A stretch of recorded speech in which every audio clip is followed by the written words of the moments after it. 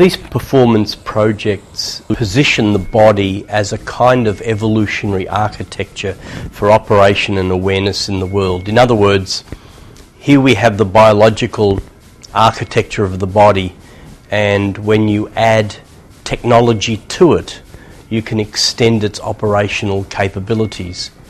So the body is not seen as a site for the psyche, nor for social inscription, but rather the body is seen as a structure, not as an object of desire, but possibly an object for redesigning.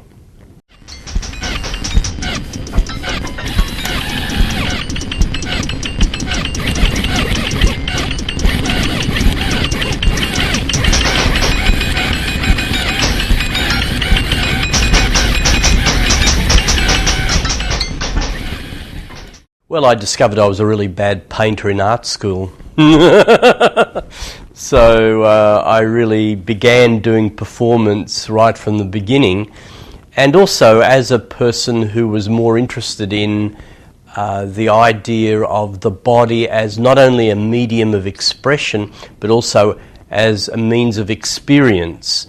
So I was always envious of gymnasts or singers or dancers who use their body as part of their art form. The first suspension performances involved using ropes and harnesses, so the body was kind of positioned in space, but it seemed more supported than suspended.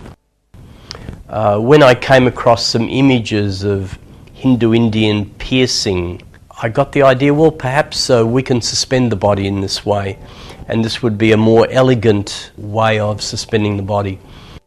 So with 18 hooks into the skin becomes part of the support structure of the body.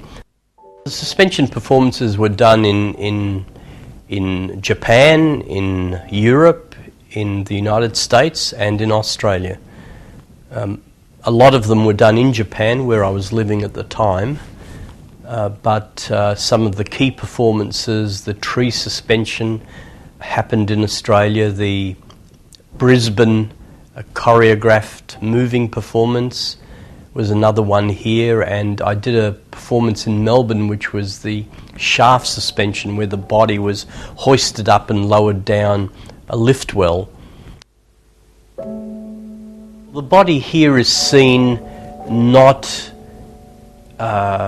pursuing any kinds of transcendental strategies. There's no metaphysical concern. The body is seen here as a sculptural medium.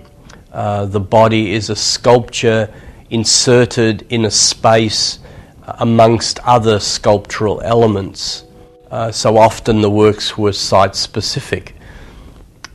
The body is not seen as a personality or a gender.